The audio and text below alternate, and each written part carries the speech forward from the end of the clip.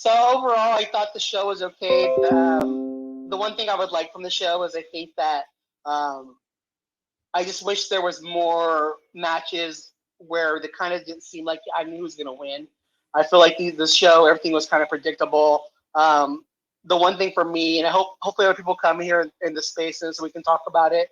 Um, I just kind of feel like I feel like Lance Archer should have been. He should have been in the Dynamite Ring Battle Royal. Wardlow, he should have been in the Wardlow should have been in the Diamond Ring Battle Royal.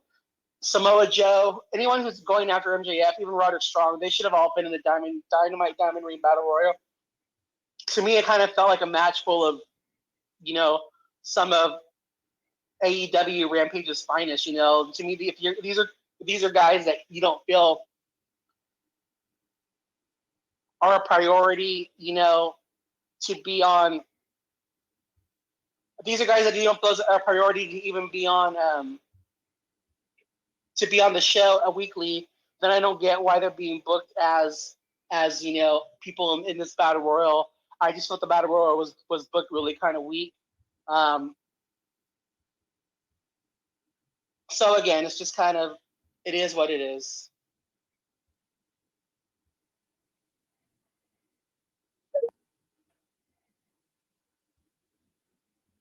Are you there?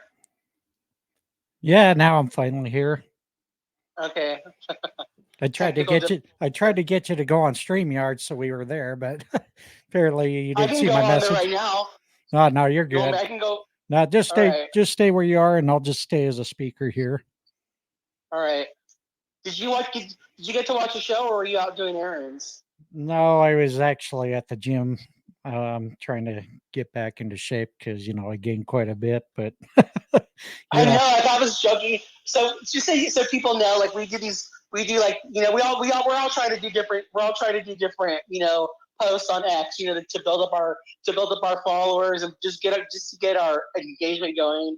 And one of the things that we do is like the smasher pass. And I think I've been looking at too much good food lately. So I'm with you there, brother. Yeah. I've been, I put on, I might think that I'll lose like 5 pounds and I'll just start eating really bad again. And I end up putting back on that 5 plus another 5. And so it's like, so I'm with you on that struggle. So good for you. I think that's a good thing. Well, and I totally blame you because we both started this candy bar war going. So Yeah, I can't get in the original post to save his life. He just has to steal our mom. We'll just I'm like, how original, a candy bar post by John. Oh, and then that's so funny too because I didn't realize that you were getting your other ideas from Ted the Hillbilly Hill, and then I listened to his podcast. I was like, oh, that's where John got that idea. Actually, but you shouted him out. You shouted him out this week. But he says someone use it, so you might as well use it. So I was just laughing when I was listening. Well, see, the funny part was I actually had my candy bars scheduled. So, you did? Yeah, I already had them scheduled, and then you started your little candy bar tournament. I'm like, well, that kind of fucking backfired like usual. It's all good. I mean, who doesn't like candy, So, it is what it is. Well, and you're in the wrong damn month too if you don't like candy, so you better get used to it. Right? Oh my gosh, the struggle is real. And then I just talked to some friends today, and they're opening like a ice cream shop in town, and they want me to manage it for them. Like, oh great, that's just what I need. Let's just get me just order my electric scooter right now. Hey, just remember, I know a guy who can supply, so hint, hint, nudge, nudge. Oh, you're gonna send Leroy from Utah to California? Damn straight. Even if I have to drive my ass there. All right, it sounds good to me. We'll be the exclusive home of the remaining chocolate tacos around. Yeah, if you can find them. And if you see one, I probably really wouldn't recommend eating one now. They're probably like Twinkies. They probably last forever, No, they'll be rubbery as hell. Oh. You'll be chewing. Well, we chased the 2 people out of the room already, so I guess we're off to a good start today. Well, I guess we better start talking wrestling then. Right. Even though I didn't really watch a whole lot. So did you get to watch Raw and NXT? I caught the last half of Raw. I wasn't able to watch NXT. I was able to catch the last little bit of Dynamite tonight. In fact, the first bit I caught was Sting announcing his retirement for AEW Revolution 2024, and I already popped the tweet out announcing that. I'm like, oh, well, that's a kind of a far out plan right there. What did you think about that announcement?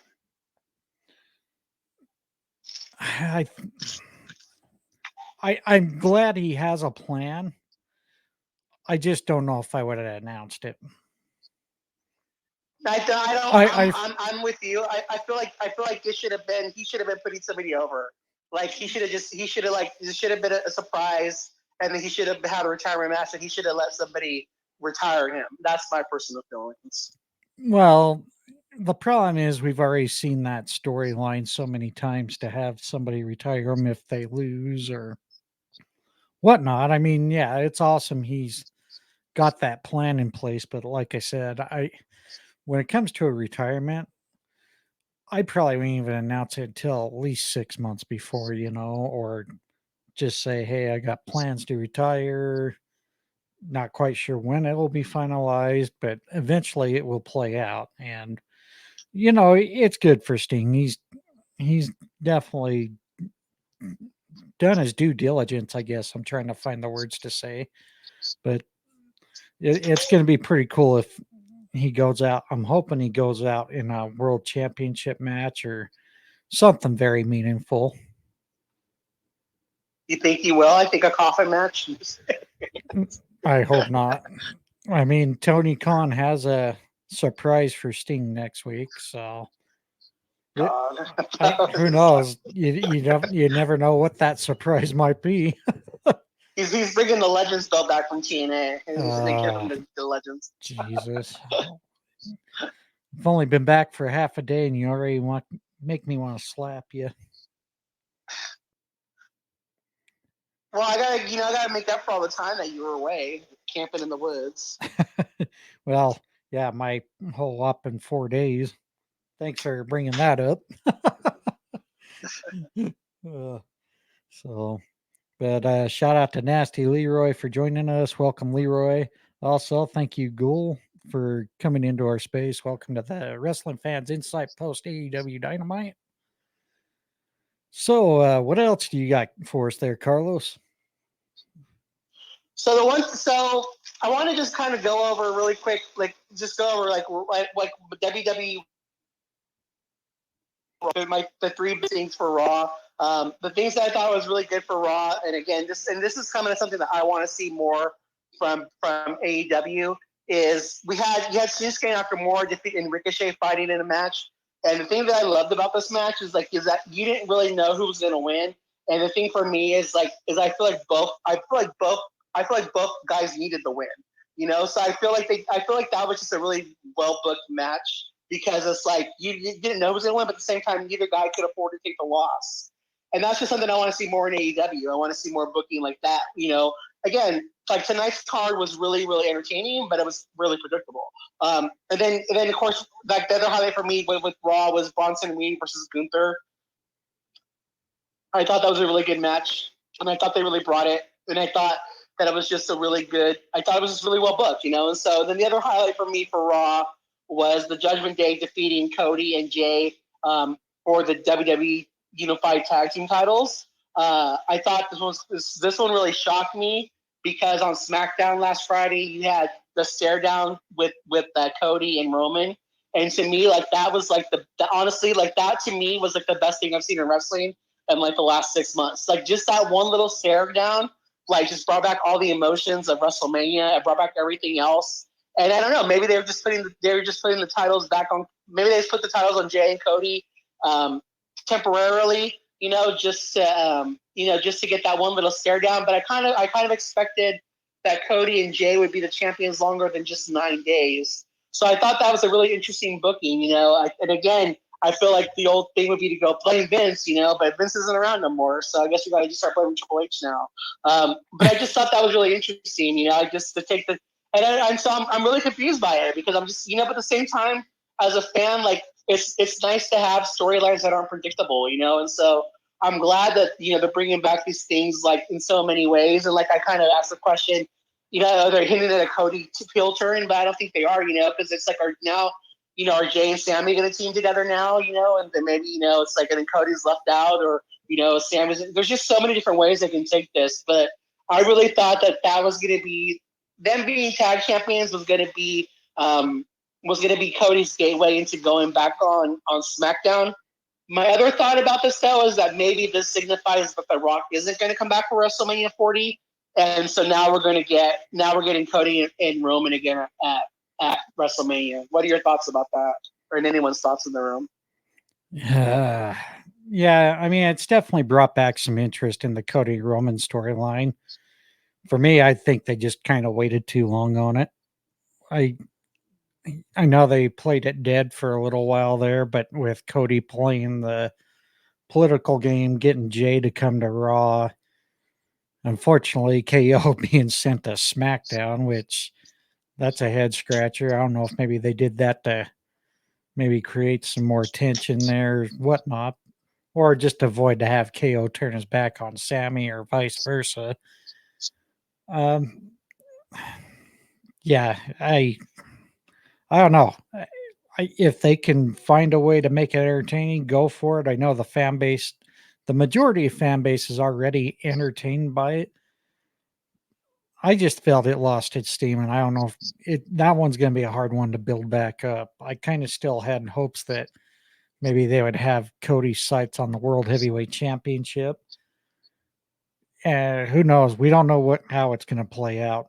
I think we'll eventually see a War Games match here that will possibly involve Cody and Jay versus Roman and the rest of the bloodline. So there's some opportunity there here for the very near future for it to play out till WrestleMania. I don't know. They better find a way to keep the fan interest in it.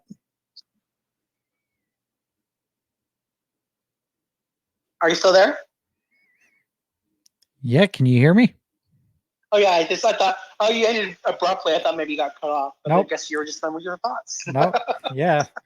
I would think you would know how to do this hosting stuff by now, so It's been a long day. It's like I went to lunch with a friend, and what I thought was gonna be like an hour lunch turned into 3 hours, and so like that just like threw a whole day into an influx. So bear with me today. No, I guess that's my questions for Raw. And then so for NXT, I just wanted to cover all these because as much as we're doing this space post Dynamite. I want anyone to know who enters the room. Like you can talk about anything of the shows this week. Raw, NXT, or SmackDown, or AEW Dynamite. Because after last week's SmackDown, I really felt myself wanting to talk about WWE programming.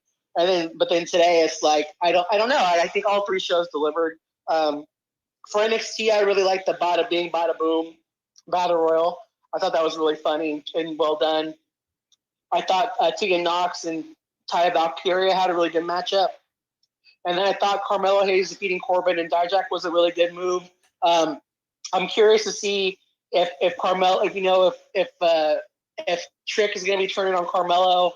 If they're just doing a lot of this, like the old, like I feel like a lot of '90s wrestling, like who attacked him, or did he fake the injury?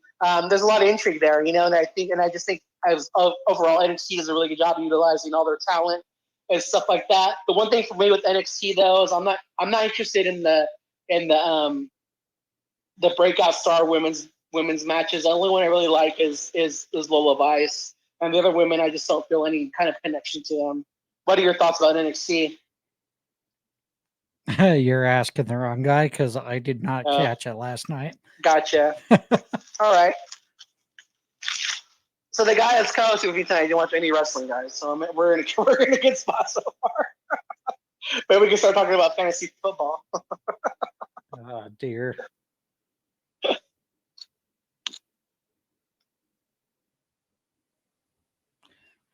So the one thing I thought was interesting about Dynamite, and again for me, like I wanted to get your thoughts on this too, is I'm questioning why Wardlow and Lance Archer were not in the Dynamite Battle Royal. To me, like if Wardlow's going after MJF and he wants to hurt him, why wouldn't he go and try to win the ring that he knows MJF loves, especially a ring that he's helped MJF win? To me, I just feel like that was a missed opportunity. Like to me, like I would even waited to bring Wardlow back until tonight. And the same thing with Lance Archer. If you're bringing somebody back, and he's coming back tonight, why would he want to enter like the Dynamite Battle Royal? And I just kind of thought having him come out a squash match, it's like, okay, well, what's the purpose of having him here? It just seemed to me kind of like a missed opportunity to have these guys come back and have more of a shine. Have him come back in the Battle Royal instead of just coming back and and coming back and just being jobbers, even though I don't. And that's even with the Dynamite Battle Royal. I mean, like I said, to me, it kind of felt like they was just glorified jobbers in the Battle Royal. So I'm not trying to be mean, but these guys have been mostly on Rampage, most of these lately, and so I just wasn't too thrilled by the contestants in the match all around. You said you caught the Battle Royal. What did you think about it? That was actually the one ending I didn't catch because my service started buffering. I was trying to get StreamYard up and ready. Who ended up winning that again? Juice Robinson. Yeah, I think that one was kind of predictable with the storyline going on between MJF and Bullet Club. So, of course, we're going to have Juice Robinson kind of help soften up MJF so Adam Cole can try to get his advantage of taking an opportunity to take away that AEW World Championship. However, I don't think it'll happen. So, but You don't yeah, think Juice Robinson's going to beat MJF? I don't know. I think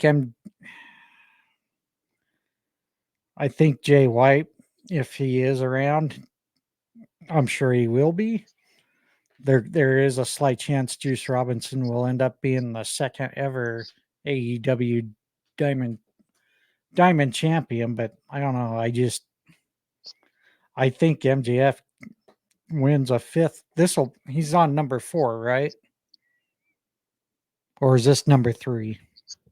He has 3. This will be number 4 coming up. Oh, okay. I lost track. So yeah, I think MJF goes for a 4-bagger here. So here's the thing. Here's the thing that I find interesting about this ring, and to me, this is why I'm interested in this. I just wish it was against a bigger opponent, because to me, I feel like MJF losing the Dynamite Diamond ring would signify like a full face turn, because I think as a heel, as a face, you shouldn't have a ring that you're using as a weapon, even though he is our scumbag. I feel like him losing this ring kind of signifies. I think that'd be like the final completion, like the final, the final like Infinity Stone, like for example, of him officially being a full babyface. Because I feel like a Dynamite ring, having that ring that you come out and you hit guys with, that's a heel behavior. So I'm looking at this and looking at that. If they take the ring off of him, then that signifies that he's a full on babyface. Yeah, but I mean that diamond ring has been such a signature thing for him, and even though he's a face, he's still our scumbag. So I don't know. I wouldn't take it off him yet. I just think he needs to keep it. And then, so you think he should keep it, so I know you missed it, but so in his segment in Kenny Omega's segment, Kenny Omega was having a segment back backstage, and then MJF came and whispered in his ear, 13 more days, bitch. I think it's 13 days. And that's still MJF is the longest reigning AEW World Champion. And so for myself, I think, is that going to signify? So I think we're getting MJF versus Kenny Omega before that time comes up. So does that match excite you? Is that something that you want to see? Oh yeah. I mean, I can't even recall. Have we ever seen Kenny Omega and MJF yet? No, never. So yeah, I mean, these guys, this company's what, 4 years old in its 5th season, and we haven't had these two wrestle yet. That's that's kind of an interesting stat right there, especially being the OGs of AEW. So yeah, I'm excited to see this match. I would love to see how it plays out. I think MJF And still. because Kenny Omega, because after he's made the comment, he goes, "We'll see."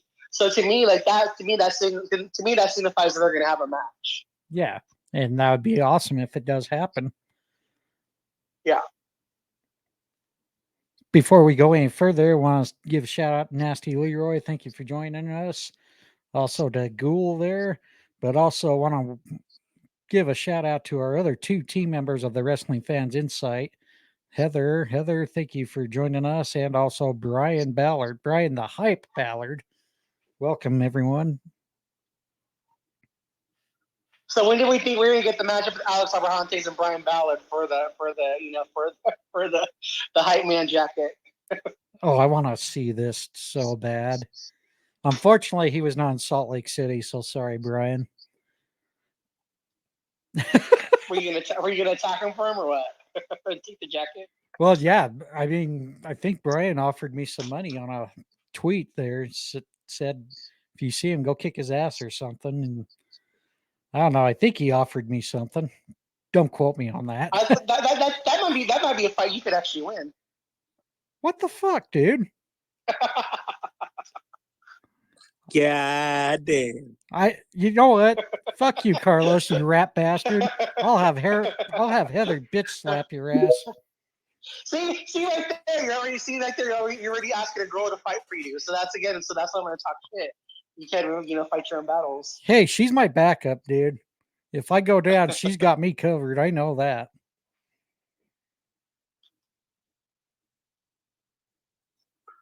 God damn. What's up, Lee? What do you say, Leroy? Let me ask someone in the business. What do you think about that logic? If MJF is going to be and I know you hate the man, but if MJF is going to be a full-on babyface, should he lose the Dynamite Diamond battle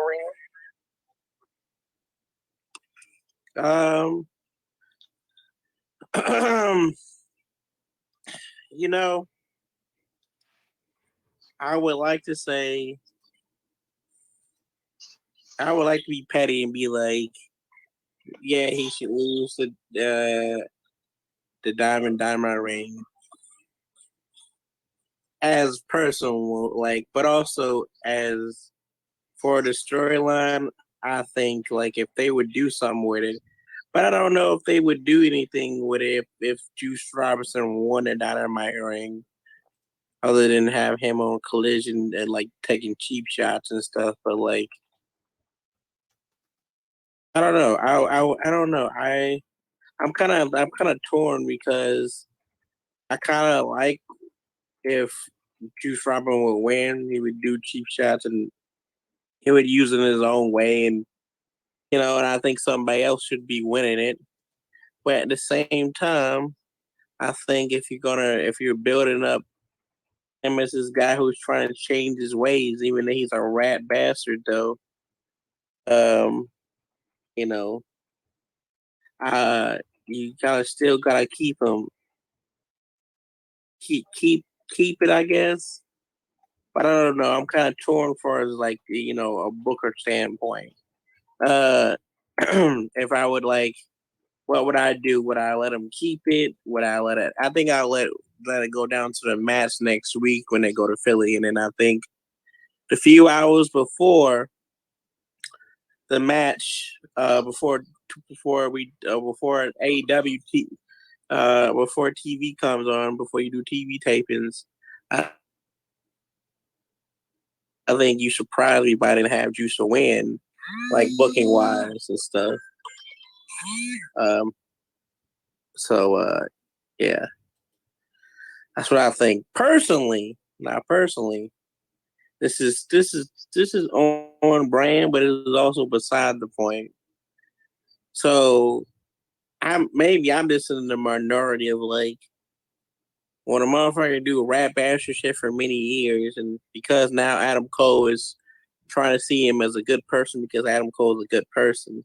And he's probably the only one that he didn't start with me in the pandemic, who didn't try to because I was a hot commodity.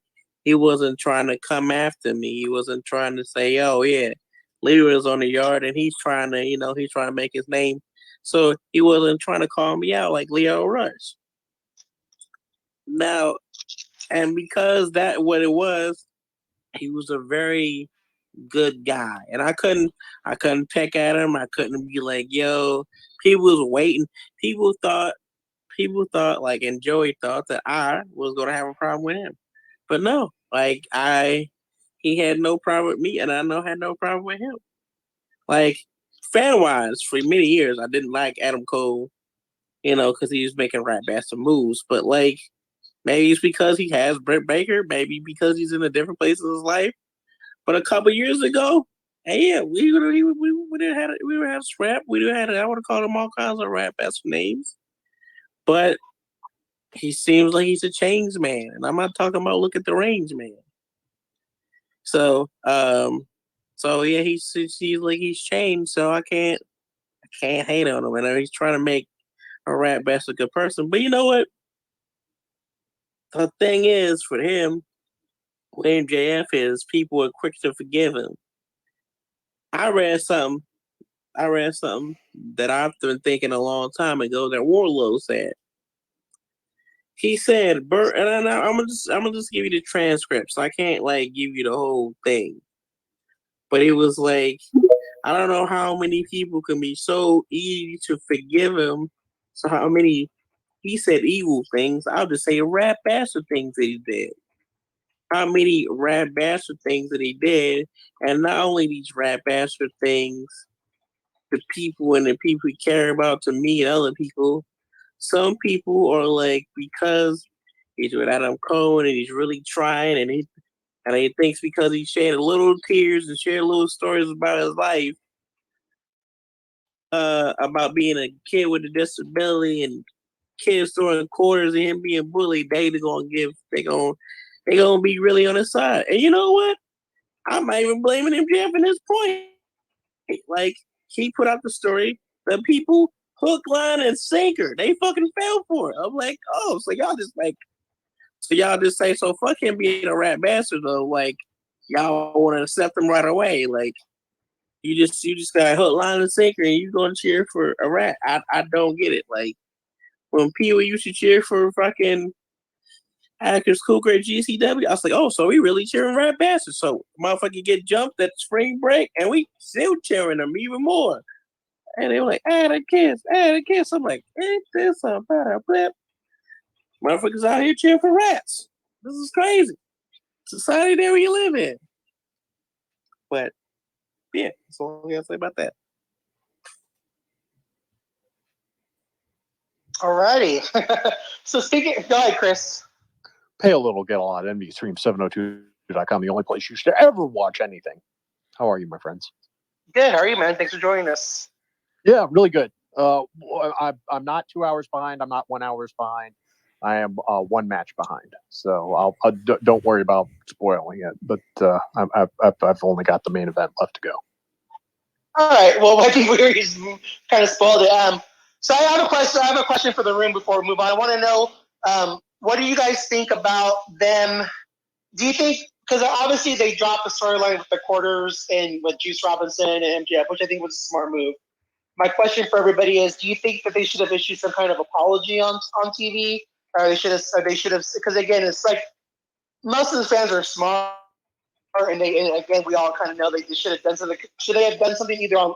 And again, if something was on X and they did it, and I didn't see it, then if you guys want to point out to me. But my question is: do you guys think they should have addressed the fact that they made a mistake, or do you think it's just okay just to drop the storyline and move on?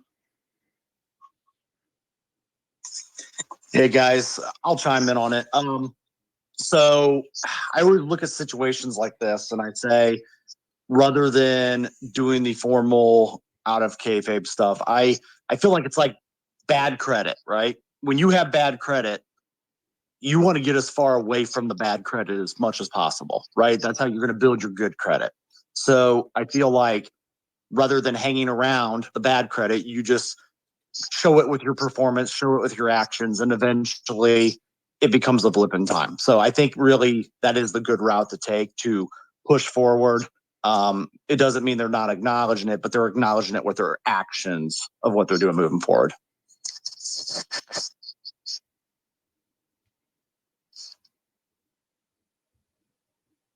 That's still crazy Anyone how else? people That's still crazy But how people cheer for Rat Bastards, though. I can't never. I can never.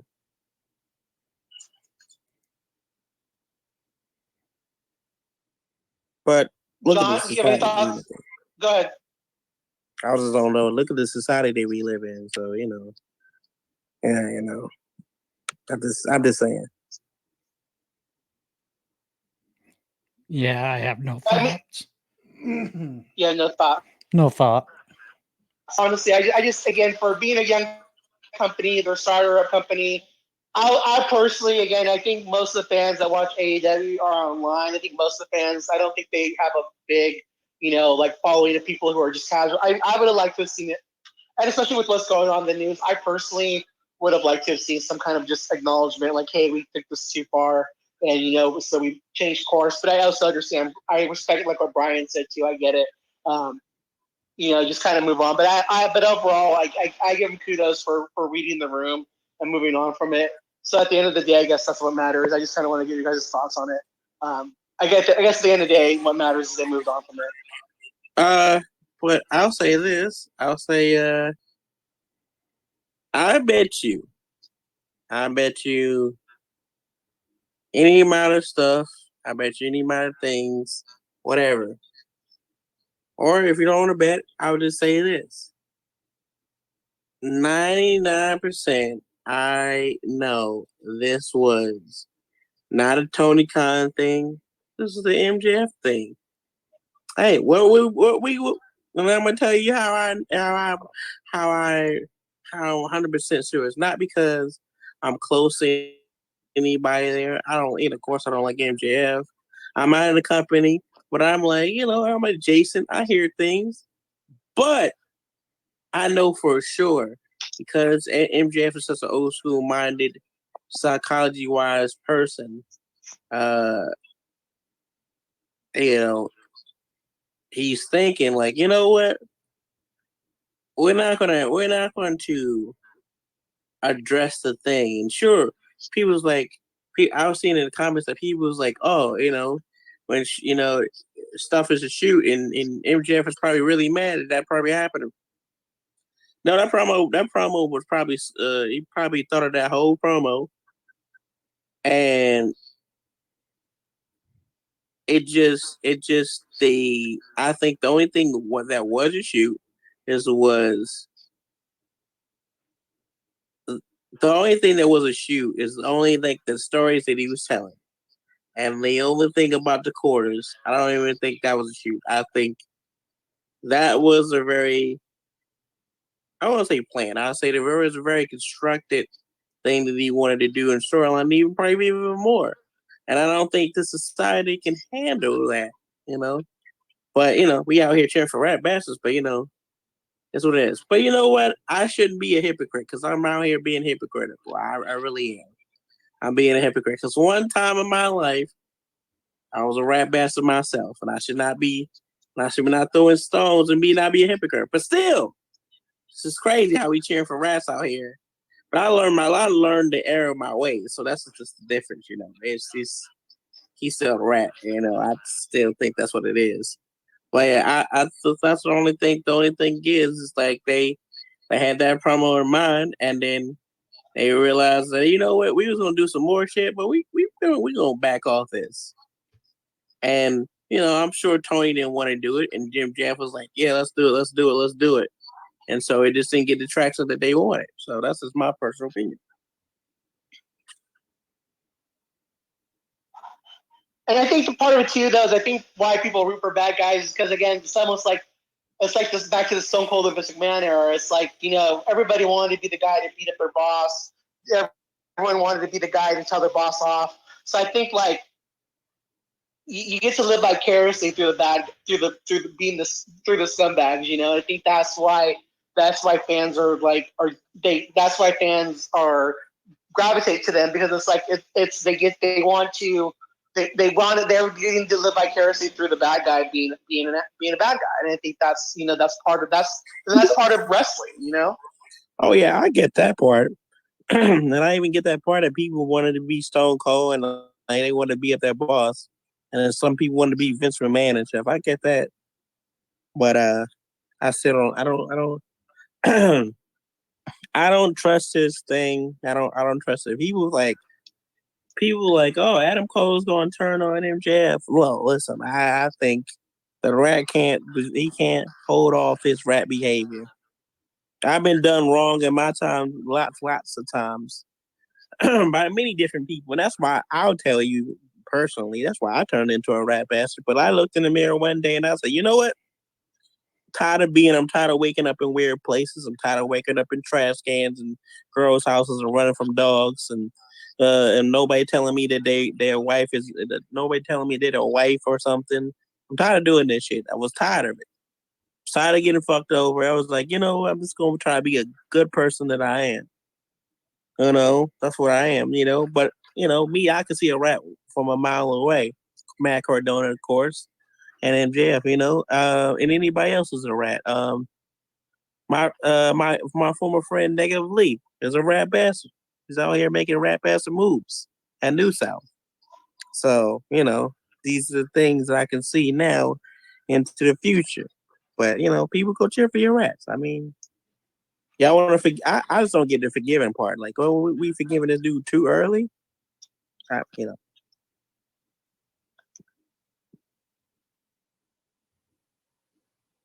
Anyone else have thoughts about that subject, or? Contrarian Chris would like to contradict something, but I don't even know what the quarters thing is. It sounds anti-Semitic, so it was, yeah. Okay, I mean that I get the, but honestly, if that flew under my radar, and none of my siblings have even heard of the company AEW, I'm guessing that if you haven't heard of the company, you haven't heard of the topic. So I can't speak to something that I don't really know other than what it sounds like. I get Matt Cardona doesn't want to wrestle somebody, so Nasty Leroy, we're with the Nasty Nation, but I don't know everything. I'll second Bryan's thoughts also about just kind of maybe you quietly acknowledge it so that the people who know more than me understand that nothing was meant in a serious manner.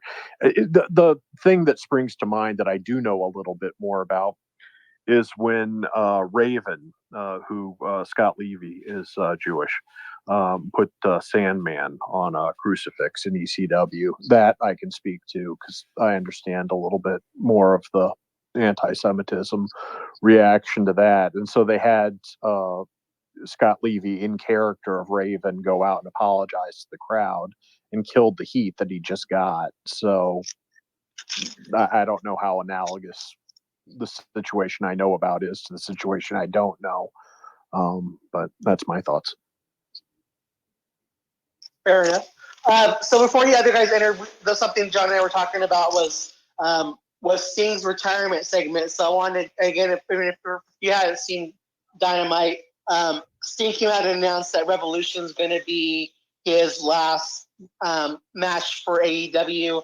So again, questions to the room, and if you guys want to speak on the subject, let me know. Raise your hand. Well, before you go too Go far, make sure we state it's Revolution 2024, not 2023. So, well, Revolution 2023 already passed. That was the one in San Francisco. Are you sure? The next one is he's saying full Revolution gear. of the next calendar year. Yeah. So the next. And So John the next. Yeah. Oh, I thought The next Revolution called, was 2020. I thought Revolution was in November. So that's my bad. No, that's full gear. Oh, okay. See, this is the problem of when you have the big four, everybody knows it's Royal Rumble, January, WrestleMania, in April, and then in the summer is obviously SummerSlam, and then November is Survivor Series. But when Revolution and Full Gear and everything else gets conflated, that tells me that if John and I can't keep it straight, that nobody that knows this less well than John and I can keep it straight either. I think we were too busy having our head exchanges today, so No, you're good. You're good. But what he's saying is that Sting will retire in 2024. Yes. So Carlos got it right. No. And again, I can only probably keep it together because I was at Revolution 2023. So I know now. Oh, that's the one in March. So my question for you guys is: do you think it was smart for them to announce it, or would you have liked to have seen Dan? Would you have liked to seen it like be or something where we don't know it's coming, and all of a sudden like there's a retirement match, and he does the favors walking out the door. With that, my other question for the room, and I just thought about this too, is what did you guys think about seeing bringing up Hulk Hogan? Because I know that Tony Khan hates Hulk Hogan, and so I thought, and so that was one of those things too, where with Leroy talking about it, I bet he didn't have Tony Khan's approval to mention Hulk Hogan. So I just thought that was interesting. So I kind of want to get your guys' thoughts on both those things. So before we go too far, since this is a recorded space, now I have to disclaim myself for not paying attention to when Revolution is. So you asked me if it was smart for Sting to announce it this early. I think actually, now that I know when Revolution actually is, God, it really makes me feel bad because I know I watch AEW, but I just can't pay John, attention don't to feel which bad. one's which. So Yeah. It's been confirmed, guys. John's a WWE mark. He is. oh, go fuck yourself. Anyways, you rat bastard. But no, Gimmick infringement. yeah. Well, I'm sure Nasty Leroy will let me slide today because I've been out for the last 10 days. So, but anyhow, no, now going back, I don't think it is too early for Sting to announce it. However, it'll be nice to kind of see the direction of how he's going to get retired. So let's just sit back, enjoy the show, and see how they have the icon go out. To kind of counter John's point, or not counter it, but agree with it there. I like the idea that they did announce it. Kind of to what John just said, because he just literally said, well, I've been a little bit away for 10 days. And now that I know that it's announced, I want to zoom in and pay attention and see how they're going to do it. And I think that same sentiment is for me as well.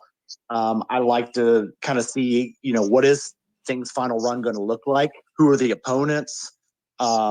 Obviously there's got to be something with Darby, right? I mean, they got to do something there to officially pass the torch. I heard the rumors that Ric Flair wants one final match. I hope we don't see that, but that could be maybe something they would try to pull off. Just some initial thoughts.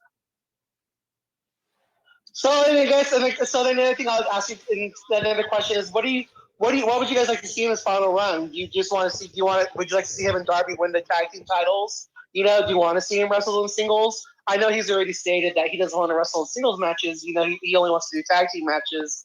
And then another, one more question was who if you were booking it, who would you want his final opponent to be, or the final opponents to be if it's him and Darby together? So my thought is when it comes to retirement matches, I'm not a fan of title changes to retire it.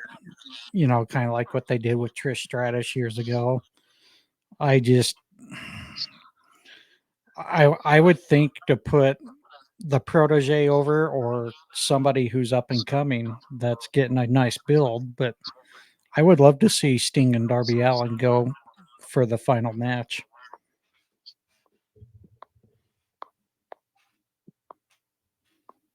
And the thing to remember too is that they are undefeated as a tag team. So to me, like I when I originally was playing Booker, like I would have them win the tag team titles back at All In, But I mean, that's my question is, it's like should they have a tag team title run, before they retire? Should stay, or do you think Sting should stay undefeated and retire undefeated in AEW? What are you guys' thoughts about that as well? I think keep him undefeated, but don't have him win a title. He doesn't need a championship.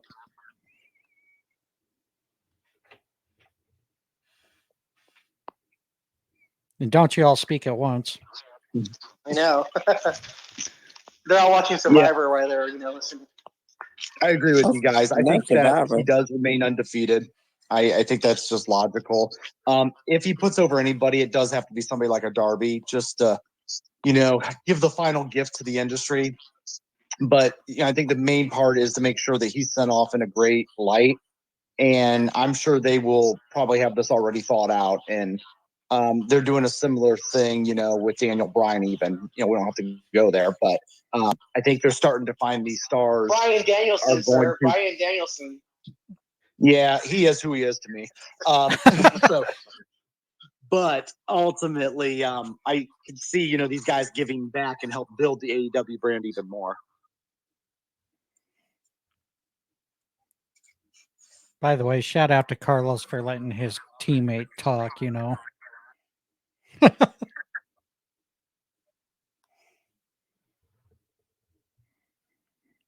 Yeah. Yeah, go ahead, Nasty. Oh, I'm just saying, yeah. I'm just saying, yeah. Oh. Well, Nasty Leroy saying, yeah, contrarian Chris will fill in. Are you going to give it a go undefeated? Maybe as a tag team, we can keep this undefeated run. But you go out and you leave the territory on your back, and you do the right thing for the business. The last match, if I'm booking it, is a singles match. I'm going to have him do the job and give the rub to Darby Allin. These are all. First off, my first question, even before the Darby Allin pairing for the last match, and that is going to be the only singles match that I'm going to book him, because I would respect, prior to that, all of them being tag team matches or trios matches or whatever he wants to do. I'm okay with him. I mean, he controls his own schedule at this point. That's not a secret. But okay, so two things. I think it's good that he gave a rub to Revolution, because if John doesn't know what month Revolution is, there's a good chance that a majority of even wrestling fans don't know when Revolution is. And so now you can say, just like when they build the pay-per-view as Ric Flair's last match, that tells you right in the title of the pay-per-view what you're watching. You're watching Ric Flair's last match. And so I know that he cut a good promo, Ric Flair did, prior to the opponent being signed. And I know it was offered to Don the Dragon Wilson. He turned it down. And then they ended up doing a tag match where his son-in-law and Andrade, and then he's facing Jay Lethal, which was a good tie-in. And Jeff Jarrett, I don't know. I mean, I have mixed feelings about anyway, it doesn't make any difference. So I'm talking about a different match there. So, no, I don't need to see Ric Flair in Sting's retirement match. If he wants to hug him coming up the ramp, that's fine. But in terms of any physicality in the ring, I don't need to see Ric Flair doing that. And I don't know if I answered all the questions there. Did anybody want to play off of that, or did I? I want to play off of you, Chris, because Sure. that was my point. It's like what you just said Okay. is, and I agree with you. Like, to me, like, and again, old school wrestling is you go out with on your back, and so that was my point of view. Is, do you think there's more money in the fact that they announced it early, or like you said, do you think, or they think they should have let it play out story wise? And it should have been somebody retiring him at Revolution, whatever. And then, they challenged him to like a title for career match, and he loses and he has to retire. And that's, to me, that's the better rub. But I get if they're trying to increase ticket sales for the next 5 months, where Sting's in town, wherever Sting's in town, this is your last chance to see him. I understand that from a business side too. But Right. again, that's where I was playing. Yeah, go ahead. No, fine. So I didn't finish your thought. You were saying. So Okay, that's for me. Like, I think there's more. I would have liked to have seen him go on his back in a loser retires match. I think, to me, that would have been more of the rub on it talent wise. That's what I would have liked to have seen, like you just said. That's how you go out, leaving your boots in the ring, retiring, teaching these guys. And again, when you're dealing with the younger talent these days who don't and again, what Tony Khan's looking at guys not wanting to lose and guys not wanting to put each other over. Like, that's, to me, that's Sting showing them how business is supposed to be done would be a good thing for the roster as well, in my opinion. I'll give you two responses, since you gave me one good one, and I've only got two mediocre ones in response. But I'm a quantity over quality kind of guy, so I can't do anything well, but I can. well, I'm not even going to say refractory period. This is recorded space out here. So okay, the first shot, I'm going to agree with you and say even on house shows, he can tag with Darby. They can do whatever sort of lead up for 5 months or for however long. We know when Revolution is coming, and so if this is the only time between now and Revolution that Sting is in your town, and you want to see Sting one last time, and you're not going to Revolution in person, that that's the right thing for business. So like I said, if he wants to only work tag matches up to Revolution, that's fine. Darby Allin has been recognizable as a TNT champion. You can get the TNT champion, and I'll open this question up to the rest of the floor so I don't monopolize it with my second take. But at some point between now and Revolution, Darby Allin gets the TNT title back. I know it's currently on Christian Cage and the whole Adam Copeland. I'm not going to take his title from him, but okay, those things don't last forever. After that's run its course, we've got Darby leaving Sting as the tag team prior to Revolution, and you do a title versus career, and maybe Sting is even teasing that he's going to beat Darby and he's going to defend the championship, or he's going to retire, and then he does the job and he retires. Which version of Sting, even without the bonus I've given you, do you want to see? Surfer Sting, Crow Sting, or Joker Sting to the crowd? Let me play off of that because I do want to hit a point that you made when you talked about the championship being on Christian.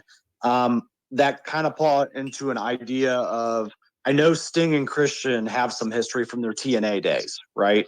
And they did do a bit of a run there, and that did actually, and you just kind of confirmed it when you said that. I was like, I wonder if the fans would remember that, and if that would be a possible tag team matchup like Luchasaurus and with Darby Sting. I think that could be one of the matches in the run. And it might be a short run, right, with that match, but I do think that could be interesting. And then I'll let somebody else take over. No, and I agree. And I think they do have a history. The thing too, like, and again, and when Chris, like the thing I like about these rooms is, like when we talk about these things, that's when things come alive. But to me, and again, it's not necessarily like he needs the rub, but like they could have had Adam Copeland turn on Sting, and maybe he still can, and that's maybe when Adam Copeland makes his heel turn is he could have been the one to help end Sting, or he could have been the one to take Sting out, or he still could be the one to help end Sting's career, with Darby, and that's maybe where Adam Copeland goes heel and joins Christian on the dark side, So I think there is a lot of possibilities to go there. So do you guys think that's going to happen eventually? Adam Copeland's going to turn heel too, or do you think he's going to stay a face? Eventually heel. For sure. Yeah, at some point he's got to go heel. I find him more entertaining as a heel than a face.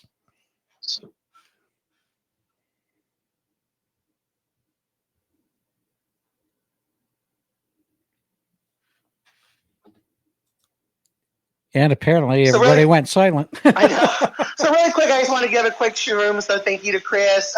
Thank you to Bryan joining us. Nasty Leroy. We got King Breezy in the room. Thank you for joining us. We got our other co-host Heather in the room. Jess is in the room too. We currently have Mark in the room too.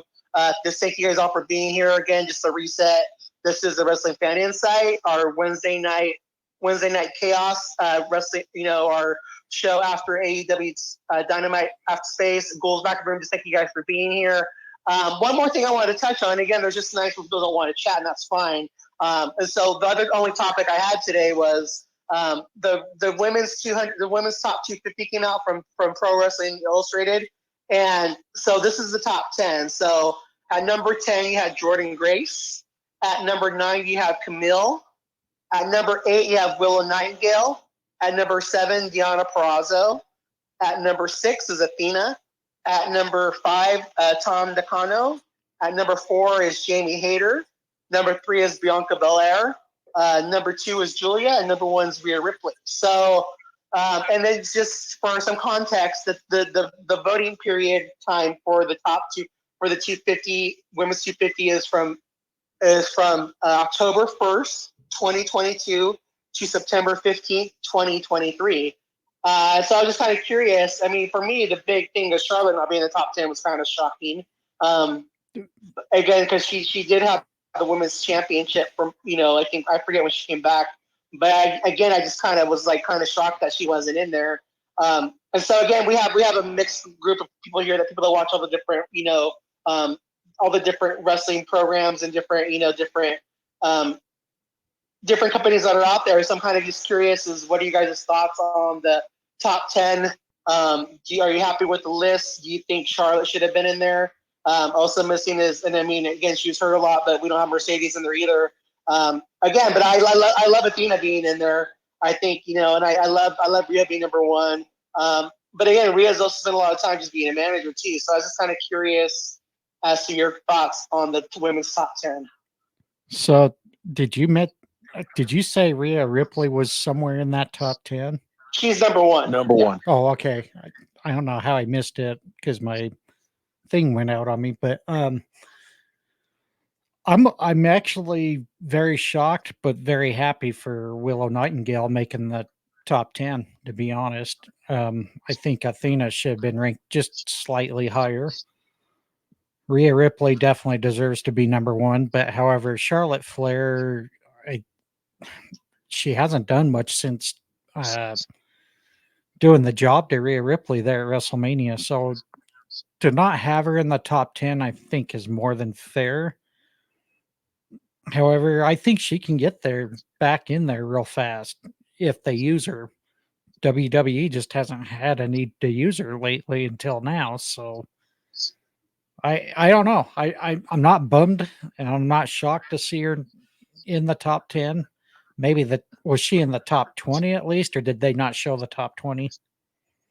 Again, I don't know if someone else has any information about this. I just came across that article with the top 10 in there. I'm not sure about. I can try to look it up real quick if you want to talk. Well, no. I mean, no need. I'll talk if Carlos wants to. Oh, thank God, because I'm tired of listening to Carlos. Yeah, no, just kidding. Well, that's the good news. The bad news is just like Bad News Barrett.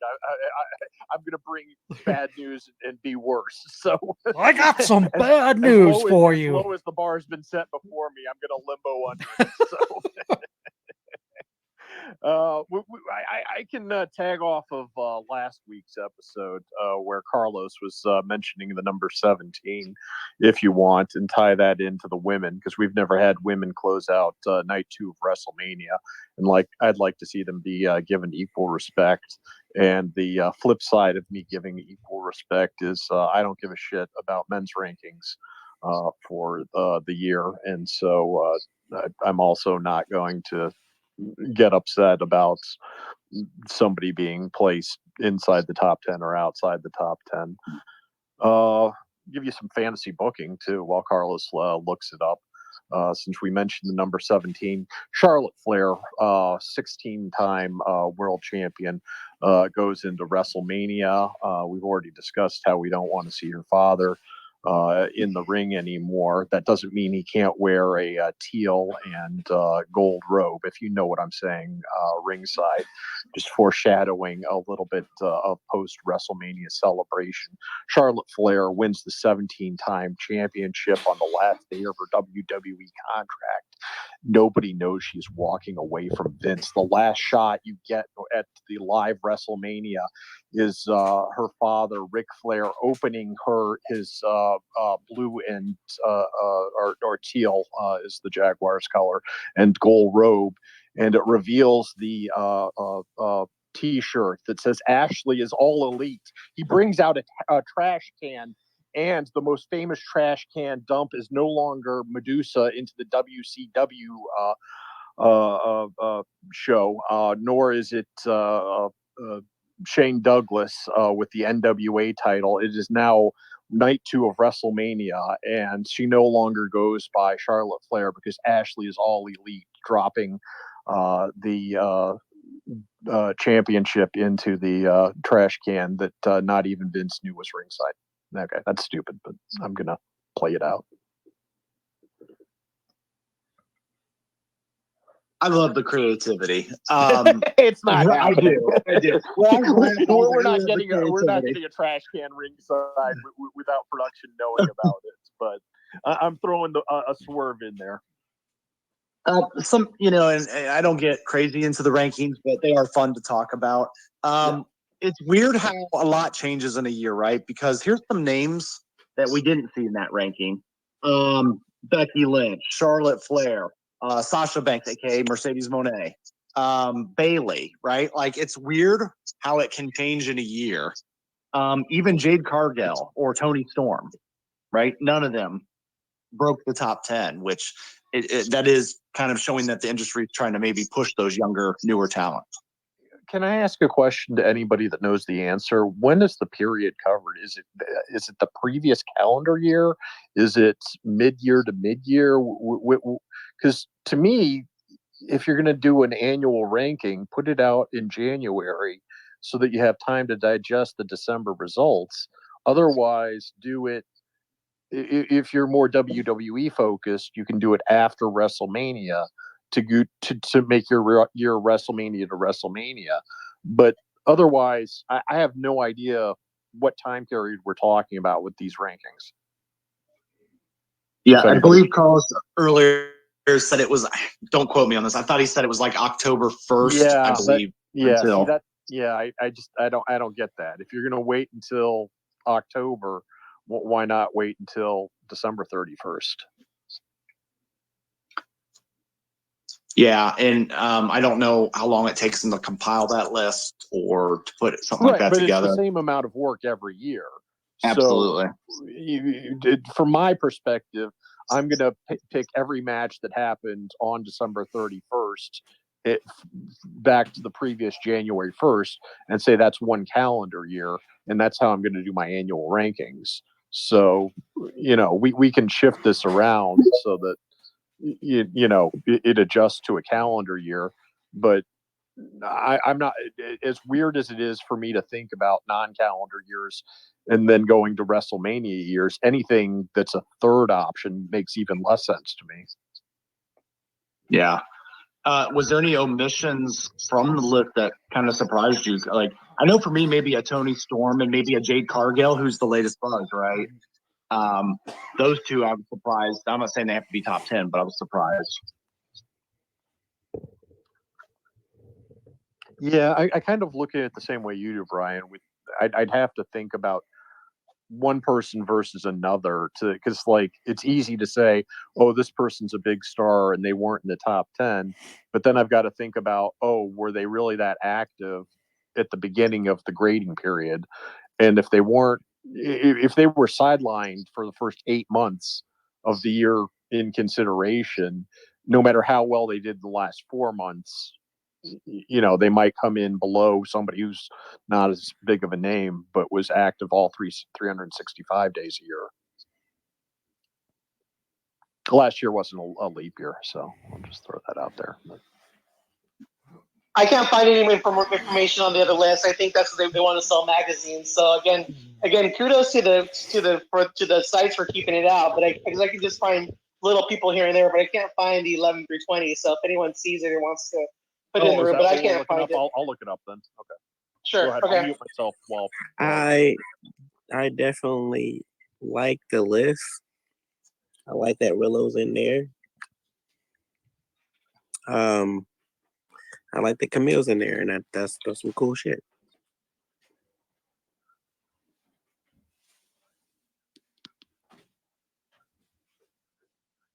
No, I agree. And so again, like for me, I think I'm just shocked that Charlotte's in there, but I think that's a good thing too. I'm interested to see where she's at. Like if her and Becky, I'm sure her and Becky are in the top 20.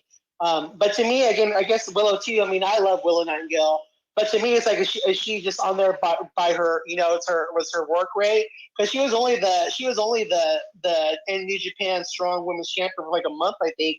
And to me, Mercedes held the belt longer than she did, or no, she did. She didn't win that one because that was the IWGP one.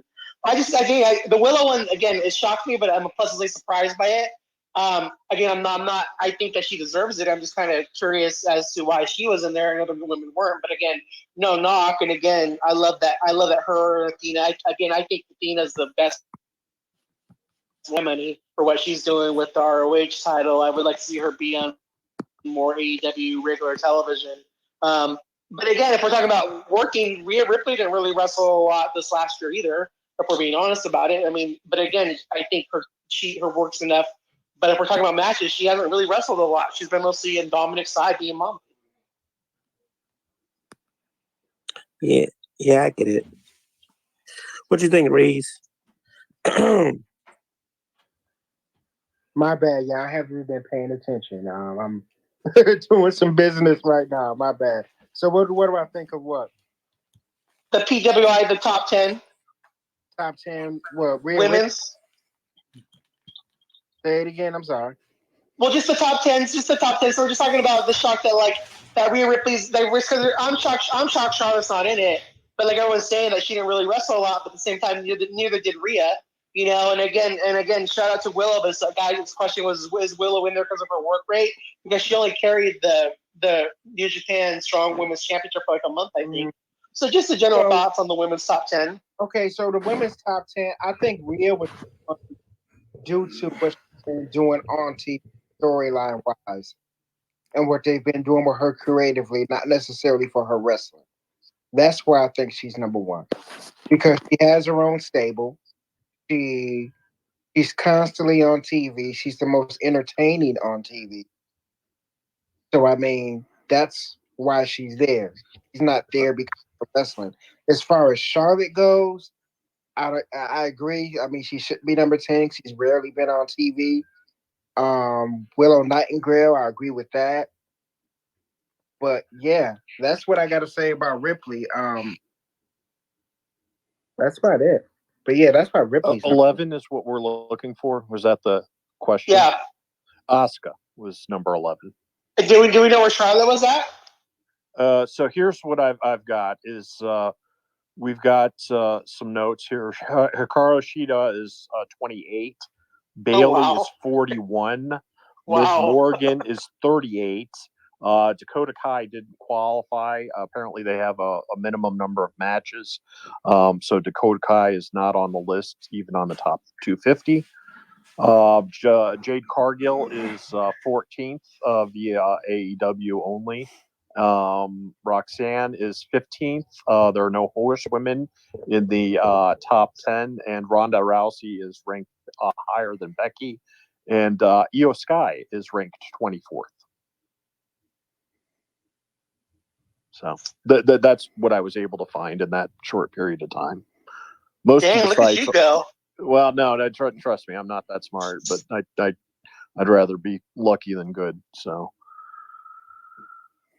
I'll let anybody respond to those notes because that's all I've got. So who was ranked above Becky that you said that people are talking about? Ronda Rousey is not even under contract, as I understand it, or at least she's not appearing on television. She did the Shayna Baszler match, and but then that goes to the period. But yeah, if you're looking at who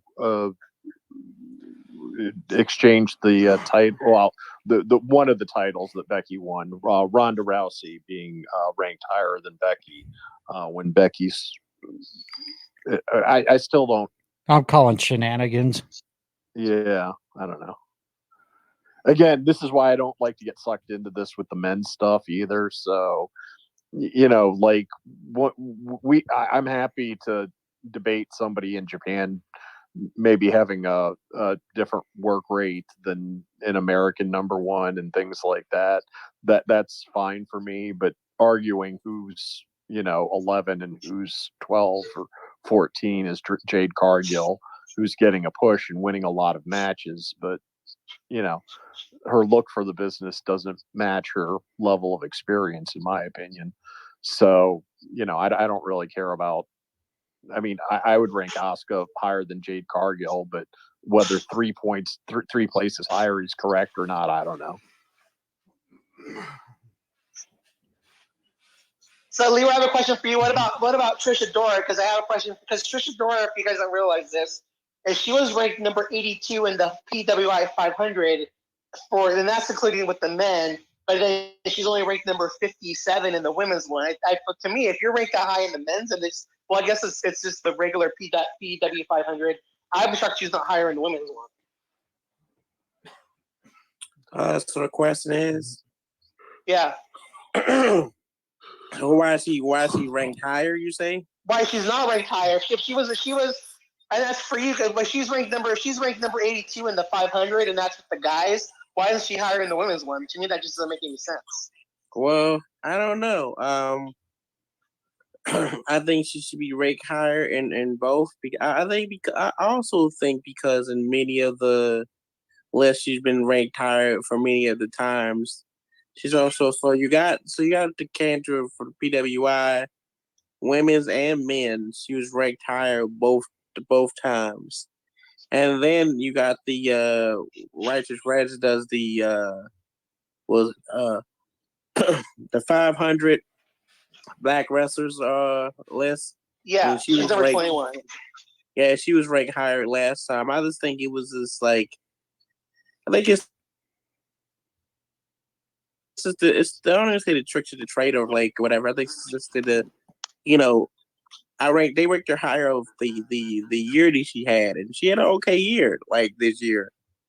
Those past years was like because she had a higher year than this other year.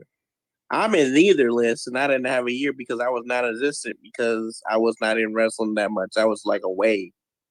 But like if I was active and had a good year and done lots of titles and appeared on TV a lot, I would be in higher rankings. I would be in the list and stuff. So I just think it's also has to do with if you've been really active and the stuff you've done, like how many matches you won and like not only how many matches, how many championships and stuff like that. So I would say the number one on the Black Wrestlers 500 is Bryan Keith. Because he's had the longest reign championship. He's been on TV. He's been going to PWG. Like I think the only thing left for him, and honestly, is to be international. Which I know, talking to him, he wants to go to Noah. I know that's his thing. Like him and AJ Gray want to go to Noah, which they fit that style. They fit that Japanese strong style, type. So yeah, that's what those lists are based on. So just for accuracy, I have a minor correction. Whenever this to me is more interesting than the placement of the people outside of the top 10. If anybody wants to hear the evaluation period and the criteria. Yeah, go for it. Okay, the evaluation period runs from September 16th, 2022 until September 30th, 2023. The primary criteria, number one, in-ring achievement, win-loss record, championships, tournaments won. 2, influence, visibility, and prestige within a promotion and or the industry. 3, technical ability, quality of moves, matches, and ring psychology. 4, competition, success against the most varied and highest quality opponents, and activity. This is where Dakota Kai failed to qualify.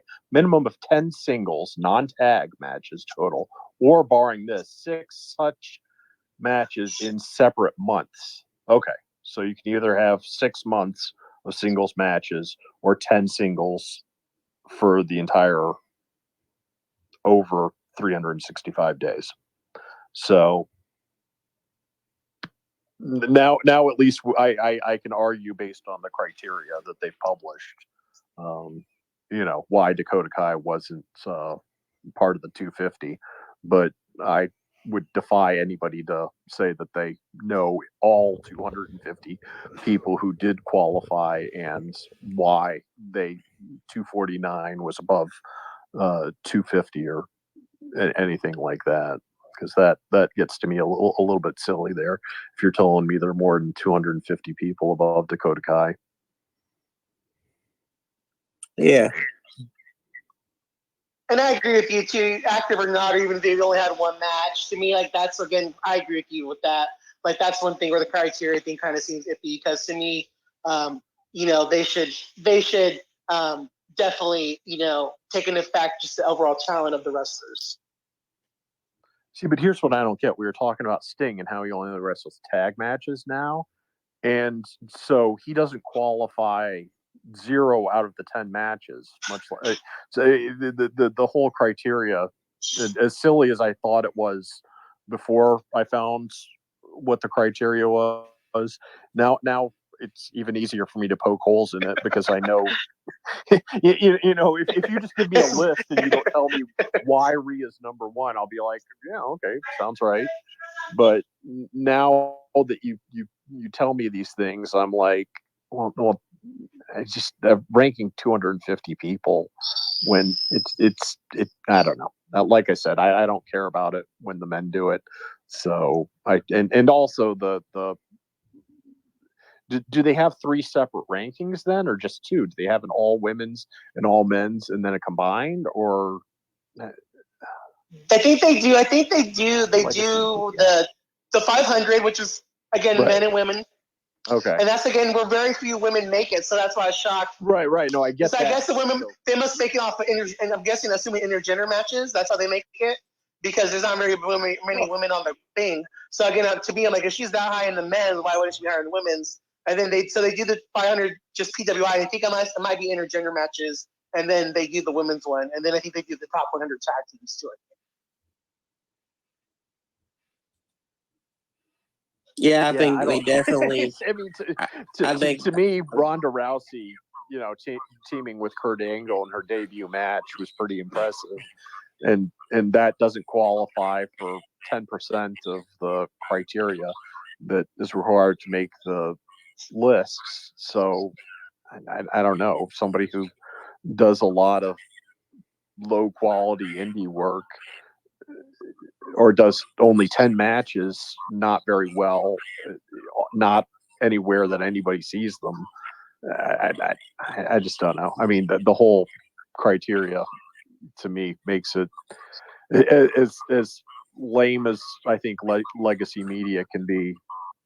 It's even easier to poke holes once you realize the rules that they've set forth.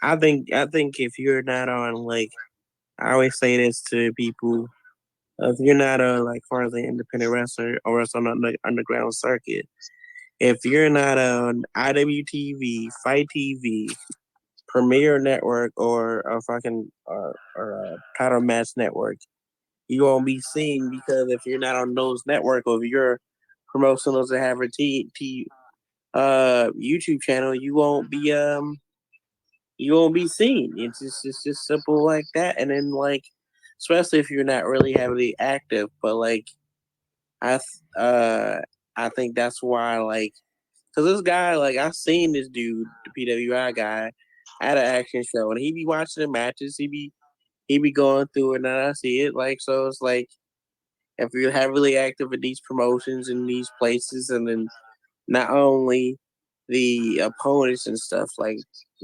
so. The other way I'm looking at it is from a business standpoint, and just money wise, there's probably only 100 active wrestlers at any given time. And before Tony Khan offering contracts to get people like Punk and Sting out of their houses, if there's 100 people who are making good money in wrestling, and then you give me a list of 500 people, no disrespect to the other 400 people on the list, but we're talking about some weekend warriors at 500. And I think Bobby the Brain Heenan hit 500 or pie 400s once, just to get inclusion, even though he's primarily a manager, just to show you what that list is kind of about. So I don't know. That's just my thoughts.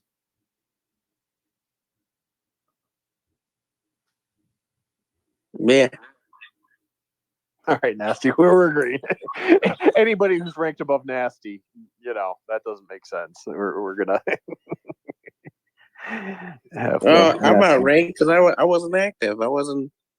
Yeah, no, I but that's wasn't what I'm saying is that sometimes you're going to have people who make less than you in the industry and work 10 singles matches, you know, and have, 9 to 5 jobs during the week, and then not even every month are, because they even said 6 different months, so you could wrestle every other month, one match, and qualify. But Dakota Kai doesn't. I know I keep coming back to her, but Dakota Kai, if she's not in the top 250 women, like, we're taking out all the men and we can't get Dakota Kai in the top 250 women. Like, I get that they have their minimum requirements, but it just seems silly to me, because that's an actual name that people recognize, or at least I recognize, and I defy anybody to name 500 people that were meeting qualifications within a year, much less justifying exactly how the bottom of the list shakes out. Comparing apples and oranges once you mix the men and women even more so. So that's just my thoughts. But I don't hear anybody else talking, so I'll just.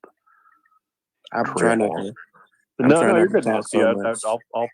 I don't want to carry more than 50% of the conversation and monopolize it. So I it's feel just you and me. bad now because I'm trying not to talk so much, but like, No. Do trying to 50% take over. and I'll do 50%. And we're good. I think being a list is a good thing, but I don't put too much energy into it myself. I got raked in the list one time. I thought that was pretty cool. The Black Wrestlers 500. I was like, oh, hey, look at me, I'm on a list. That's cool. And then that was about it. I mean, of course, it would mean something if I was on a PWI list, but like at the same time, I'd be like, oh, I was cool. I was on a PWI list. Cool, And this is gonna sound how it's gonna sound, because I'm gonna say it. Most people will discover who I am. Most people won't. Most people will continue to watch their WWE TV, their AEW TV, and then be like, who was that? And they'd be like, oh, I don't know him because I watch AEW TV. I watch mainly mainstream wrestling, so I don't know this person. He doesn't come on with Roman Reigns. So, that's how it mostly will be. And they'd be like, well, he doesn't wrestle on MLW. He doesn't wrestle on GCW no more, that I don't. But like, who's this guy? And then that's what it would be, and everybody will go back to talking about Cody Rhodes losing titles or winning titles, and Jey Uso and fucking Max Caster being a rat bastard, but we're gonna still cheer for him. They're talking about all the other stuff that you do in mainstream wrestling, and that's what it is. I think the PWI was I personally think it was designed to put people into new people that you don't know about. You should be checking out if you've never seen, like, for example, like if you've never seen Alley Catch, if you've never seen Jacob Fatu, if you've never seen Juicy for Now, if you've never seen Brian Keefe, if you've never seen Tristan Doran, Shook D, Darius Lockhart, Darius Carter, there's so many different people on the scene that these lists, I personally think it discovers you have to, like, and this is also you as a person. If you're willing to go to the list and be like, who is Darian Bankson? Let me go check this guy out. Or who is AJ Gray? Or who is Trevor Ian? Or who is Shalase Royale? These are the people that are on both of all these lists. Some people might even with the Impact viewership, be like, who was Master Sandwich? Like, I think it's like this is the thing that is supposed to discover people like outside of the world of national television promotions. And I think that's my goal, is to get people, and I always post people on my Twitter, even that my managers and my people tell me not to, but I want people to discover new people into the wrestling world, because the wrestling world is so bigger than two companies, but we so busy, as I see on social media, I see and on spaces, see so many times of AEW, WWE stuff. And nobody's like, what they doing on the underground? What they doing on the West Coast? Oh, I live on the West Coast? Oh, it's a promotion? Let me go check this out. Oh, I live in San Francisco. That's West Coast Pro. Oh, I live in California. Jericho was at the show, this local show. It was called Pro Wrestling Guerrilla. I wonder what this is. Oh, I live in New York. So let me go check out this House of Glory. I live in New Jersey. Let me go check out this H2O and some GCW when they're in town. This, same thing in Atlanta. Let me go check out this Action Wrestling. Let me go check out this New South and stuff. So, I like to, I want people to have a flash, a flashlight to the world of the underground world, because we out here doing some cool shit out here. So that's just my thoughts. And that's the thing that I like seeing about this. Oh, go ahead. What? I just have a time-sensitive question, because the show's on now. Does anybody know if Stephen Colbert is a repeat with him getting COVID? Because I think I'm DVRing that, but if it's a repeat, I don't want to DVR that. Sorry, this is not something. I'm not sure, to be honest, if it's a repeat or not. If he's got COVID, I'm sure he can't be there. Well, they did the first night with him at home, and then they did a repeat last night. So, but the TV listings listed as a new episode, and it was not a new episode. So, I don't know. It doesn't. It's not an important question in the grand scheme of things, because I say record it. You can always go back and delete it. I can, but I'm putting the sound down, and I'm gonna. Gotcha. Yeah, I'm trying to have respect for you, Carlos. Here. Thank you. I appreciate it. Yeah. Why? Hey, someone respects me for once. Be quiet. Yeah. Okay. So I'm glad we've got more microphones going there. So I'll let other people in. But just like I wanted to say what Leroy said, and that's the one thing that I do like about this one, that the top 10 women's, is that it has let me see, 1, 2, 3, 4, 5, 6 different companies, I think, in the top, or at least 5 different companies in the top 10. And, getting the NWA in there, because we all know Tyrus will make the top 10 for the men's. So, I think just having, like, the fact that you had the NWA Women's Champion in there, Camille. I think the fact that you had 2 women from Impact Wrestling, having Athena, she represents Ring of Honor. Again, the New Japan women. I think to what Leroy said too. I think that is it's a good overall representation of the wrestling business. So all these different companies. So I do think that's a good thing. That's all I can add for today. Again, this is the spaces for anybody to have a voice in this. So if anyone else has anything you guys want to talk about, go ahead and speak. I do. I have something to add. So, being that there is Billy Corgan put out on Busted Open that there is a TV deal, and apparently this TV deal is what I'm hearing is like the CW. The CW, yeah. And so this is what I'm thinking. They gotta come with their stuff now, because they was coming with their stuff, but like now you gotta bring something to the table. Like, and there's talented people now. Like, there's talented people there. There's I know that I watch for. There's Kenzie Page is probably the fastest rising prodigy that I've seen for as a female. I can't remember the last female that I remember that was a fast rising prodigy of her stature and stuff. And I've only known Kenzie for like about 2 years now. She's like 21, 22. She's been wrestling like in her since her teens. But I was like maybe like 15. But she was on national television at like 19 and 18 and shit. And then she's probably like the youngest world champion at like 20, 21. And like I just look at it like not because I'm her friend, but like her talent. Like I've been in a ring with people like you can tell like they just get it. Like it's like that. Like I've never wrestled Billy Starks, but I can only imagine. Uh, um, I never.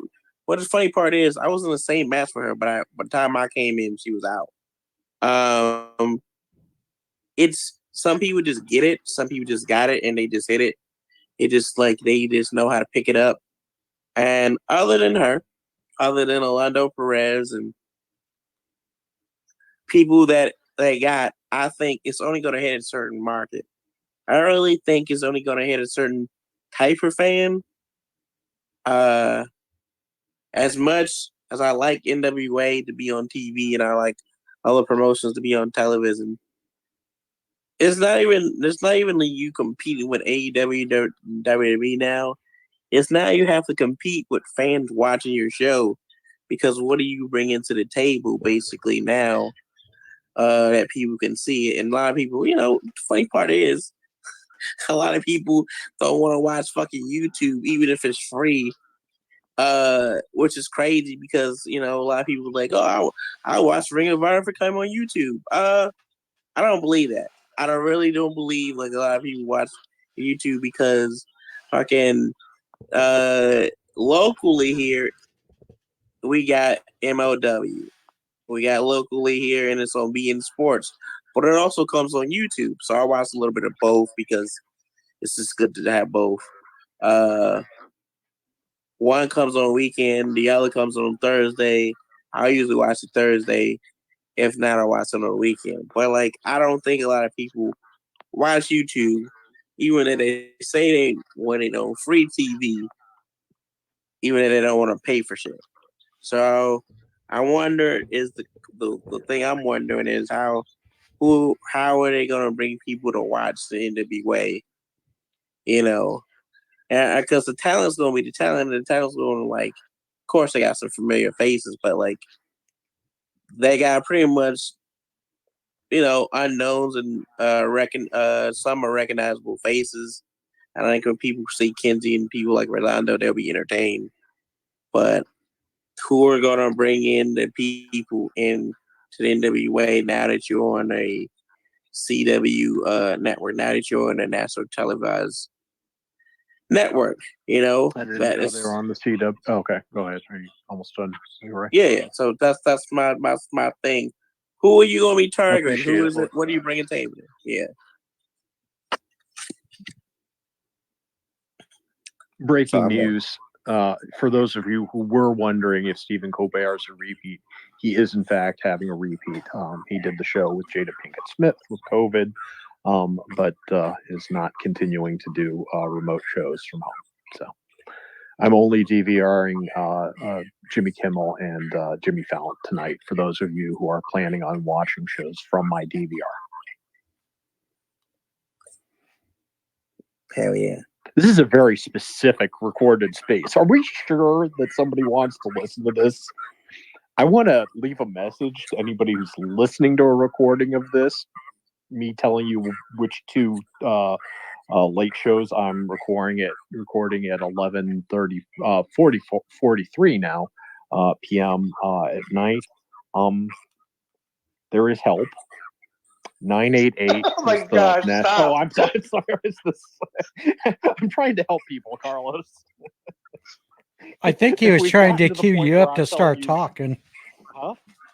I think you were just trying to cue Carlos to start talking. Oh yeah, I wanted Carlos to talk. I'm trying to provoke him. Go ahead, Carlos. You're provoking. Poking the bear. Yeah, So exactly. again, so really quick, I was Yes, letting Homo. Leroy finish his thoughts. So I think for me, if you look at the CW, I was just looking it up, and again, they only do like on average like maybe like at the like a good show like 200,000 viewers. I just looked it up. They're like the 46th ranked, I think. They're actually, I mean, Billy Corgan's home number top 20. CW is currently the 58th most popular channel on TV. This is a one person's thing. So I mean, to me, this if you don't know CW, they're part of like Warner Brothers. They've done a lot. They've done a lot of high paying shows. Like they had like the Batman shows. They did like the Flash, Superman, and Lois. For the first time, they finished. got no DC shows because Correct. they So for canceled Gotham. they count. Yeah, They no, I know. canceled them all. We're really. Yeah, can I just interject one thing? Sure, go ahead. ECW used to run at 3 a.m. on the Sunshine Network, which was only supposed to be catering to not the North Florida or the South Florida, but only the Central Florida markets. And so if you've got access to 999 satellite channels, and even back in the days of VHS tapes, you can put it on anywhere in 1,000 different locations and put it on at the worst hour in the day. And if somebody has it as destination television, I only have appointment television once a month, but people will go to where they can watch something if you're consistent about where you put it out.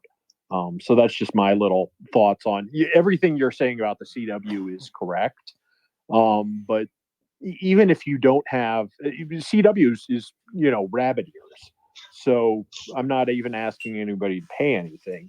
I'm just putting it out there that you could be on, the highest UHF station number in the local market. And if somebody has that as their appointment television for the week, the same way I watch AEW Dynamite at 8 o'clock Eastern every Wednesday. Now I'm in the habit of doing that once a week, even if I DVR it and don't watch it precisely at the starting time. I try and time it so that I'm close to, the finish by the time that this starts getting recorded. That's just my thoughts, is that you can put things out anytime. And if you make it, they will come. If you put out good quality, or even something that I don't consider good quality, but you do, there's an audience for all sorts of different things, even if it's not, I'm not going to yuck anybody else's yum. So you can put it on at 3 a.m. on the Sunshine Network, even though most people don't get it. And VHS tape traders will send that around the country in the olden days. And so so that's my like what, and so to kind of like go off what you both just said, like that's and then again the thing about CW is I'm not knocking the network. Again, I've always appreciated a network that was putting that they're spending a lot of money on the shows, like the DC shows, like the Archie spinoff of Riverdale.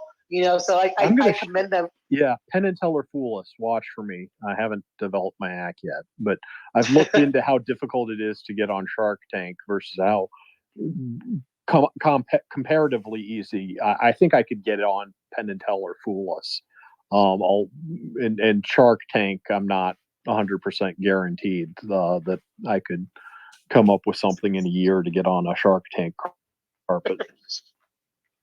But like I think like again, I'm forgetting my train of thought now, but to like what you're asking, Leroy, I think it's a smart risk for both companies. I think it makes sense for Billy Corgan. I think it's a smart move for CW, because again, the thing you gotta look at is WOW, which I know, which women's wrestling, which is on, at least where I live, comes on the CW network. Like they're doing 400,000 viewers a week, so the CW is probably looking at that and going, well, shoot, if we can get half of that, that's almost what their shows bring in now. So I think it's a smart business move for both sides. I think they're it's a also win-win. on Vice Television, so they're actually replaying 3 hours a week. Nice. Yeah, so if you get Vice, I know that's a pay channel and the CW is not. But you should have, even if you don't DVR it because you only have 1 or 2 tuners, you can still, one of those 3 hours, usually overnight, you should be able to grab it. And then maybe you fast forward through a lot of the show, but you really enjoyed one interview segment. I mean, it's AJ Lee produced, so there's probably a little nugget in there, even if you're fast forwarding through some of it. No, and again, I like that's exactly what I would do. I would record WoW every week and then watch it, but then I just kind of got tired of it because by the time it comes on, the main event's like 4 minutes long, and so. But to my point is, like, again, I think it's a smart move, and again, if it makes Billy Corgan start putting some more money into NWA, then I'm all for that. And just like any wrestling organization, if it's going to do well and it means more job for wrestlers. And again, I mean more jobs for actors too. I want to see the CW stay on TV because, like Chris said, that's free television. It's a show where it's a network where other shows can come on. Like, I'm all for that. So again, I hope it works out. And again, I'm excited for it because again, it doesn't take anything for me to DVR it. If I know sometimes I don't find the shows on YouTube and I miss it and I miss when they come on YouTube. So if it's something that I know I can push on the DVR every week, I'm more likely to check out the product. So I think that's a win-win for them. Go ahead, Johnny boy. Johnny, you've got the mic. Run the floor. Wrestling is for virgins. Much appreciated. You're welcome. Oh, Lord. There's a guy who follows me. If you're getting trolls, that means you're doing something right. So I'm all for it. Oh, I was going to let him continue to talk because I've watched wrestling before I lost my virginity. So I'm not. He didn't say that wrestling is not for people after they've lost their virginity. So I was going to give you an opportunity to address that point, but certainly when I was a virgin, I watched wrestling. So I agree it's a troll, bro. It's a troll. I don't know. No, it's good. But that's why I muted myself to let him run the floor. It's a troll that follows me, bro. Okay, that's fine. There's just no sense to wasting the energy, Yeah, I'm not wasting the energy. I'm not in the mood for it right now. I'm not even gonna bother. He didn't bother me. It's good. But I just want to know who they would pick. And also, I've recommitted myself to Christ, so I'm on my second virginity. And I mean, most people don't consider gay sex to be real sex. So I guess in a way, I'm a virgin anyways. So. So I guess I can enjoy my wrestling. We're not gonna, I guess now. I guess. So thank you. By the way, welcome, fellow virgins. Yeah, right. So he got removed, but before he was about to be removed, he was going to Okay. I removed him. I just wasn't in the mood. Again, I should have left him. You're allowed to remove them. You're the host. Yeah. You get to make those decisions. But I wasn't going to interrupt him if that was the only sentence he has to say. I was going to give him a second sentence. Well, I gave him 10 seconds, but he just said nothing else. That's what I'm saying. So, is that I muted myself and his microphone was on. So No, he was on. And I waited. We gave him an opportunity to say a second to talk, and he didn't say nothing else. So obviously just trolling. So it's time to move on. I said run the floor, even though I've never heard of him. So, Fair enough. I just wanted to say that I hope they get a lot of people. I hope they get a lot of people that's going to bring them to their television program. I hope they also their original people, not just their WWE people that they have, that they're known people. I'll be pushing the floor, and I don't want to hear. I think that I personally think this is what I personally think. This is just like I want NWA to succeed, but right now they need to prove to a lot of people, okay, now that you got a national television budget, now that you can do national television things, I don't want to hear no bullshit about you can't find no women's wrestlers, you can't find no good wrestlers talent out here, because there's so many good wrestlers out here, it's fucking ridiculous. So now you should automatically give these guys and girls and non-binary pals a fucking contract or a fucking opportunity to get a contract for NWA TV, and that's the ball is in court, because it's three guys, it's probably like three people that I know that should be on NWA. Not just one of them being me, but like one of them being Stunt Marshall, who is a guy in the Southeast Circuit who's done a lot of stuff. Maybe like me, he's done a couple AEW appearances, but like is very talented. He's got a good look. His gimmick is basically his characters. His character's his personality, which he's the player hater of wrestling. He's like that in that Chappelle show where they had the player haters ball. He's like a wrestler of that. So Dylan McQueen, that's fucking Donnie Janela, Primetime Donnie Janela, aka Donnie Primetime, he's like to be called. There's fucking Darian Bankson, there's who else? There's so many different talents. To give Billy credit, he does have Poyo Demar there. That's my fraternity brother. You have a drag queen on the show. He does have Max, who's non-binary, as the women's, I think, TV champion. So he does. Again, they need to work on things, but he does a good job of hiring a diverse crowd too. Yeah, and also new faces, like there's Daddy Jordan walking around. She's talented. Daddy Jordan's got the whole mean girl gimmick going on. There's fucking Brooke Havoc walking around, the first ever trained Nightmare Factory student. There's a lot of different people. I'm just going off the top of my head. As long as Billy stays off TV, because when he talks, I just find him to be very condescending, because he talks like he's smart, like he knows he's smarter than everybody. So when he does like an interview, I can't stand the guy to talk, because and again, I'm sure he's a nice guy, but he just has a very condescending tone to him, and I can't stand it when he talks. So just stay off your product, and you'll be fine. You do, yeah.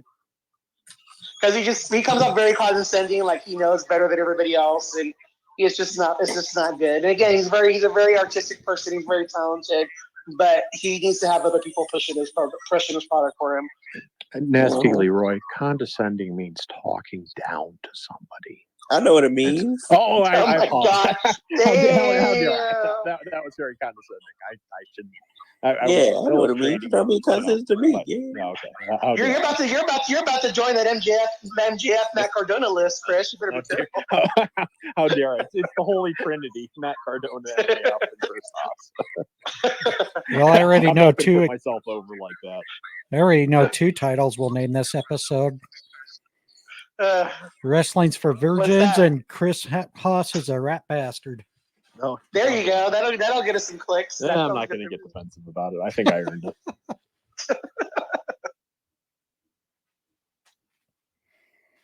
Oh, he saw me in here. That guy saw me in here, and he wondered. Oh, mess with me. Which is funny. He follows me. I was like, bro, how you gonna follow me? And which I said this in my own space. I'm like, how you gonna follow me and then try to troll me? Like, how does that work? How does that work, sir? How does that work? How you gonna follow me and then troll me? Like, that makes no sense. Hey, at least he gave you the follow. Like that's all Tony Khan's asking. If you talk shit to me, at least follow me. I was like, bro, just say you support me, bro. You ain't gotta be a troll. You ain't gotta do none of that, So that's all I gotta say. Reezy, you got something to say, bro? I feel like you have something to say. Nothing to say, dog. Nothing. He's just chilling, watching horror movies. I got you. Nah, I'm just chilling, doing some work. He's ordering all his what is it coming up? Eggnog milkshake for his stores. Milkshake, spring-hearted boys to the artist. Get extra. Always get extra. I feel you. Well, does anyone else have anything to discuss? If not, I mean, I'll say the famous words. But... this little thing of before y'all do your outro and stuff.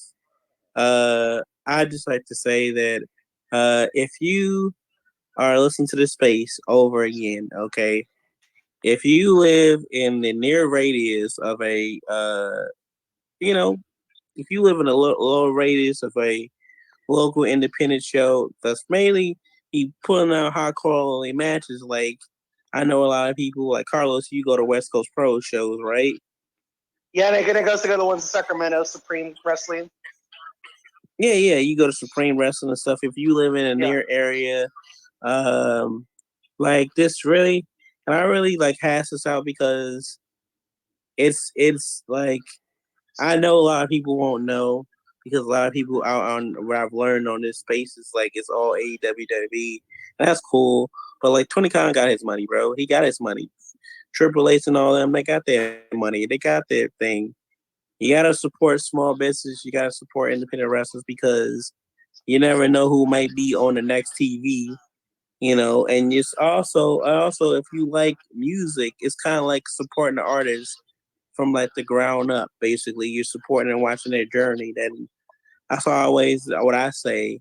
When you're supporting independent wrestlers, you're watching them and supporting their journey and supporting a small business and helping them out and stuff. So anybody that supports me or my friends, I always sort of like to thank them, and also it's just cool to see. But if you're in the near area of an independent show and you don't know, just search it on the internet or type it on Instagram. You might be next to a House of Glory, or you might be next to a PWG. You might be next to a West Coast Pro. Weezy, he lives in Minnesota, so he goes to the first wrestling shows. Like there is a promotion, high quality, mostly high quality, independent show. And if you go to a low quality too, just know there's the difference between low quality independent shows and in high quality, But you won't be seeing me at the low quality because I don't do those no more. I only high quality up here, baby. That's what kind of top star that I am in these streets, wrestling streets. So yeah, support my merch. You can go to brainbustertees.com/NastyLeroy. We getting new shirts and new hoodies in here. We selling the Nasty Hub. We selling the Nasty Mania shirt, hoodies, and the all the hoodies that are going on. They're not half off. We just selling them. It's that time of the season. You can feel comfortable and actually fit you and stuff. They're better than pro wrestling tees material. That's what it is. And foyerwear.com/NastyLeroy. We got more shirts, and I got a satin jacket, Nasty Hottie stuff. So, follow me on all social media platforms and see me in your local area. Beating the shit out of rat bastards. So, yeah. Peace. All right, guys. Well, thank you guys for joining us today. And with that said, I'm going to say it's over. Over? Did you say over? Nothing is over until we decide this. Was it over in the Germans bomb Pearl Harbor? The Germans? Forget it. He's rolling. God damn.